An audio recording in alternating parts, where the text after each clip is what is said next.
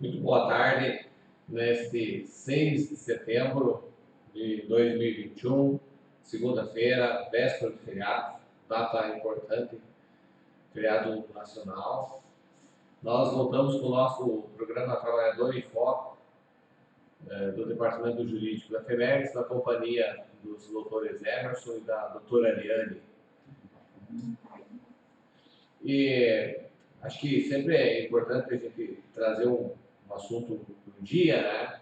E eu, hoje de manhã, fui consultado sobre a obrigatoriedade da disponibilização dos EPIs.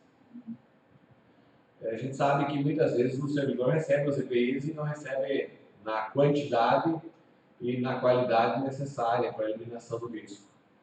E hoje pela manhã recebi a consulta aí do presidente do sindicato se é possível o sindicato fiscalizar essa questão dos EPIs. Segundo relatou essa pessoa, o município então não estaria disponibilizando EPIs de acordo e nem em qualidade necessária. E aí eu expliquei para ele a questão da legislação, da obrigatoriedade do município disponibilizar os EPIs em quantidade e qualidade. Na verdade, o EPI é um equipamento de proteção individual, e, dependendo da função, é o tipo do EPI que deve ser disponibilizado ao servidor. É aquela história, vai disponibilizar a luva, mas aí não é a luva para o mês inteiro, né? É uma luva para a atividade. E se a atividade se encerrar aquele dia e amanhã tiver de novo, outra luva, evidentemente. E não é a luva para o mês inteiro. Então, eu expliquei para o dirigente sindical essa situação.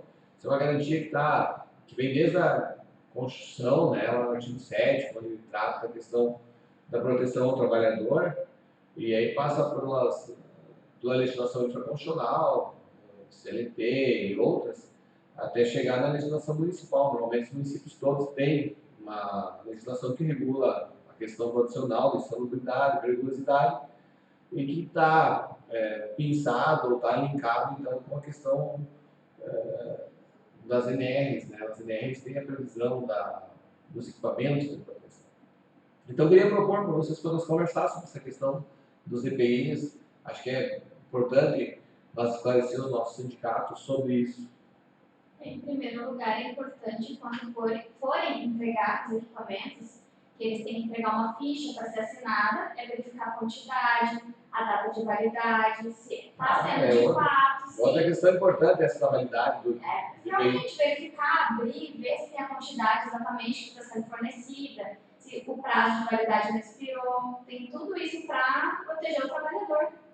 E, na verdade, protege o empregador também. Exatamente. Porque afasta o risco e previne um acidente ou até uma doença, digamos assim, que possa ser contraída no meio do trabalho. Então, na verdade, protege o trabalhador, a vida do trabalhador, e protege também de responsabilidade, de alguma forma, digamos assim, até um certo ponto, o empregador. Sim, até porque quando vai ser entregue esses equipamentos, caso venha a ocorrer uma demanda judicial, é importante ter verificado até porque vai constar no processo, né? Qual a quantidade de equipamento. E se não foi entregue aquilo, você assinou aquela ficha? Mas aí se não foi entregue aquele equipamento e você assinou, presume-se que tenha recebido. Então, na verdade, o trabalhador só pode assinar aquilo que efetivamente recebeu. Na verdade, a ficha é essa que a doutora comenta, ela tem que discriminar o tipo do EPI, a quantidade, né, quando o trabalhador está recebendo. E se ele assinar e não recebeu, né, perante o judiciário, ele vai ter recebido. É que nem aquela questão, eu fui olhar a discussão a respeito do dano moral, né? Porque se o não fornecimento do EPI por si só geraria um dano moral. E aí o entendimento da jurisprudência é que o não fornecimento não geraria o dano moral, só o não fornecimento. Agora, evidentemente, se esse servidor contrair um problema de saúde, decorrência do não fornecimento, até uma acidente, né? Aí além dos danos materiais, teremos os danos morais, né, agravados por toda a situação do não fornecimento de EPI. Agora, é bem pacífico isso na jurisprudência. Só o não fornecimento não gera. Agora, se tiver um problema, gera. Né? Então, essas são situações bem reais que a gente vê na jurisprudência. E a importância do servidor também utilizar, porque, na verdade, não adianta o empregador fornecer. Nós temos também que ter a preocupação de utilizar adequadamente. E aí tem uma outra questão, que também não adianta fornecer o EPI se esse servidor não souber manuseá-lo, né? Dependendo do tipo do EPI e dependendo da complexidade, o município tem que dar uma instrução, um curso, um suporte, conscientizando o servidor da utilização e da maneira que vai utilizar esse EPI. Também é uma questão, exatamente, também é uma questão importante. E também dá para nós falar a questão da obrigação do município, do empregador, em fiscalizar essa utilização. Porque daqui a pouco, se o servidor não utiliza, ele pode ser punido, né? Então, o município ou o empregador adquire esse EPI, disponibiliza quantidade, qualidade, dá instrução de como se usa, e o servidor, por mera liberalidade, capricho, não utiliza. E aí? Aí esse servidor pode ser responsabilizado pela não utilização. Cabe ao ente advertir E fiscalizar, exatamente. Então, vejo como essa questão do IPI é importante e a gente vê no dia a dia, na atuação jurídica, como as pessoas têm dúvidas sobre a questão do IPI, como é fornecido de maneira insuficiente ou em qualidade muito baixa esse IPI. Se eu fosse empregador e que as pessoas necessitassem de IPI, eu ia fornecer o melhor, porque na verdade assim, tu está se protegendo e protegendo a vida do trabalhador. E para o município, o que é o recurso do IPI? Se nós pensarmos no orçamento do município, quanto custa um IPI que precisa 0,00 alguma coisa desse orçamento? E quantas vidas pode proteger? Até mesmo quando tem um acidente de trabalho, quando acontece parte da perícia, tem o quesito que pergunta: o EPI poderia ter inibido ou diminuído os riscos do acidente de trabalho? Daí, normalmente, consta que sim, né? E aí entra também aquela questão do papel do dirigente sindical. Qual é o papel do dirigente sindical? Além de articular essa cobrança pelo fornecimento do EPI adequado, também a fiscalização da entrega desse EPI, a fiscalização da utilização do EPI. A verdade, aí também entra o papel do dirigente sindical nessa questão do EPI. Então, nós passamos aí pelo servidor, pelo empregador, pelo dirigente sindical. E são ferramentas que estão à disposição e muitas vezes não são adequadamente utilizadas, né? Na verdade, também já se inicia no processo até licitatório, muitas vezes, né? Porque é publicado isso, então todos têm acesso, sabe-se a quantidade que está sendo, qual a necessidade do município, sabe-se a quantidade que tem à disposição de todos os servidores. Né? E o servidor também pode solicitar isso, formalizar esse pedido, fazer um requerimento. Se o sindicato não atuar, o servidor pode, de maneira individual, solicitar isso, a disponibilização desse EPI, requerer esse EPI, disponibilizar esse requerimento aos demais colegas, protocolar lá na administração municipal, dizendo: olha, nós estamos fazendo um serviço em tal função, e nós necessitamos de tal EPI, X EPIs. Bom, aí... Por essa formalidade, né, esse pedido, esse requerimento, né? Muitas vezes as pessoas não fazem isso, e se inibem, ou então, o ideal, claro, que seria o mais correto, seria procurar o dirigente sindical e aí solicitar do dirigente: olha, nós lá estamos trabalhando no setor de obras, precisamos tais EPIs. Aí o sindicato faz o requerimento, vai lá, protocola, agenda no horário do prefeito, cobra a aquisição desses EPIs.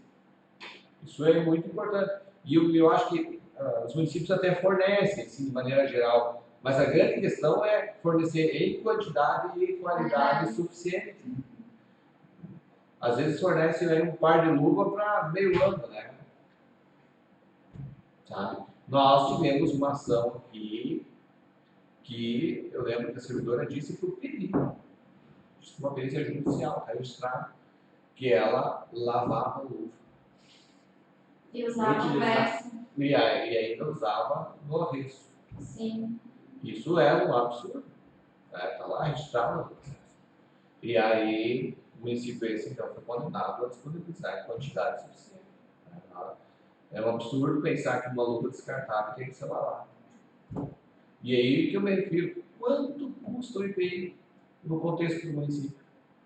Isso é 0,000 alguma coisa.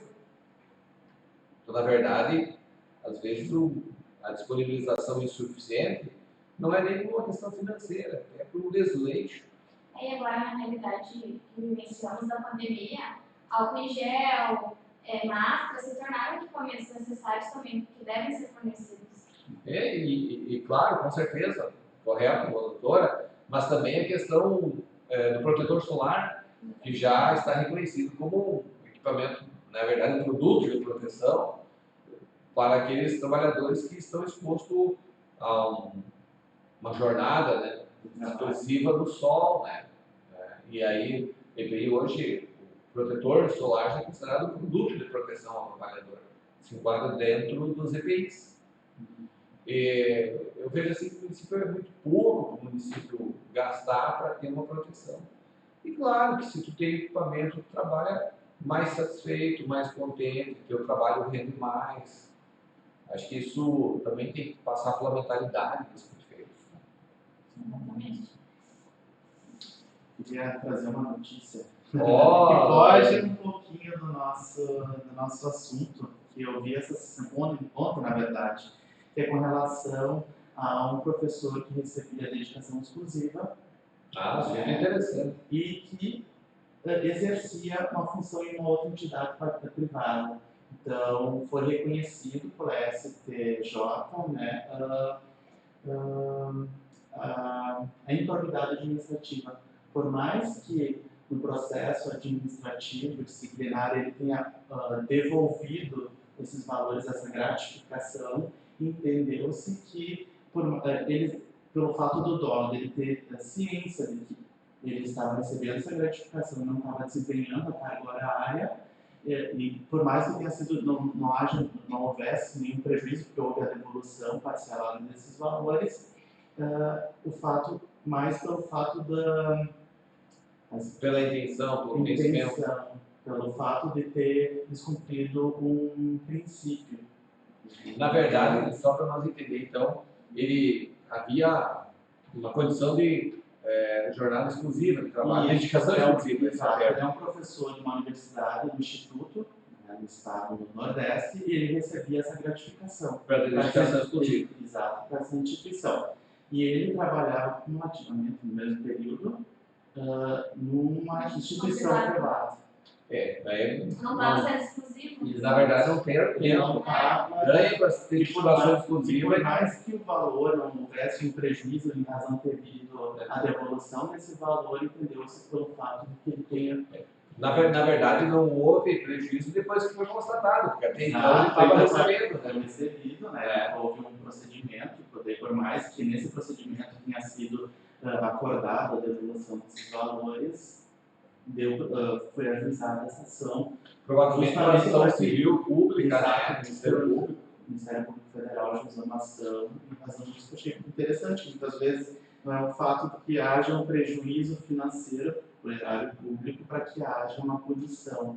Então, ele provavelmente foi desconstituída a sentença e agora voltou para o juiz para ele aplicar a pena para o servidor.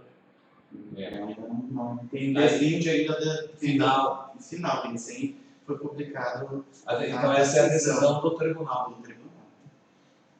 Na verdade, se ele ganhava por dedicação exclusiva, tinha que ser dedicado de forma exclusiva, né? Estava, na verdade, carga horária, né? E realizando atividades certamente concorrentes com aquela que ele exercia no público e no mesmo horário. Exato, Absurdo, né? né? A carga horária que era. Acho que o fato grave, mais grave, além da dedicação exclusiva, é esse fato dele, no mesmo horário, estar trabalhando. Na verdade, ele ganhava do público e trabalhava no privado, no mesmo horário. É uma tamanha probidade, mas importante essa decisão. E pelo fato de ser um professor, né? E ele, ao entendimento dele, ele não poderia acumular um outro cargo público.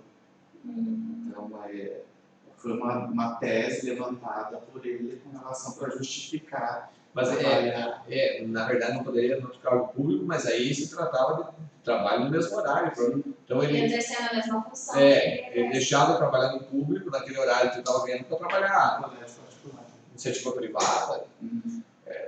Portanto, o servidor tem que estar atento a esse tipo de situação, quando tem regime de dedicação exclusiva. Me parece também que uma tamanha má fé dele. Tentou desviar um pouquinho. Quando ele foi notificado, ele devolveu o valor ou antes disso? Eu não cheguei a entrar no processo para verificar, mas aqui no acordo foi aberto um procedimento, ou provavelmente deve ter ocorrido uma denúncia, alguma coisa assim, né? Provavelmente houve um PAD, né, que é um processo, PAI, que é um processo administrativo especial, ou disciplinar, então, melhor dizendo, um PAD, processo administrativo disciplinar, é o PAD, né? E aí foi comprovado, e aí ele se propôs a devolver, e ele devolveu de forma parcelada. Depois disso foi explorado judicial mesmo. Que na verdade a conclusão desse PAD deve ter sido remetido para o Ministério Público, e aí o Ministério Público propôs então a ação civil, que já nem visava o recurso que eu tinha envolvido, mas apurar a questão da improbidade. E pelo visto, em primeiro grau, ele tinha sido improcedente. E o tribunal reformou a decisão do juiz no primeiro grau, e aí retornou para que o juiz apenas aplicasse a pena.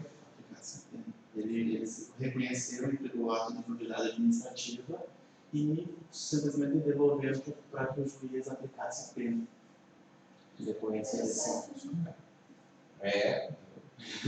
Estamos chegando no final do nosso programa, 20 minutos é rápido, mas são assuntos importantes do cotidiano que a gente vem trazendo todos os dias, como Departamento Jurídico da FEMERGS, para conhecimento aí dos nossos sindicatos, dos nossos servidores. Importante dizer que sempre que alguém tiver uma sugestão de tema, nós procuramos trazer temas do cotidiano, mas se alguém tiver uma sugestão, pode nos enviar, que a gente explora essa discussão aqui nos programas.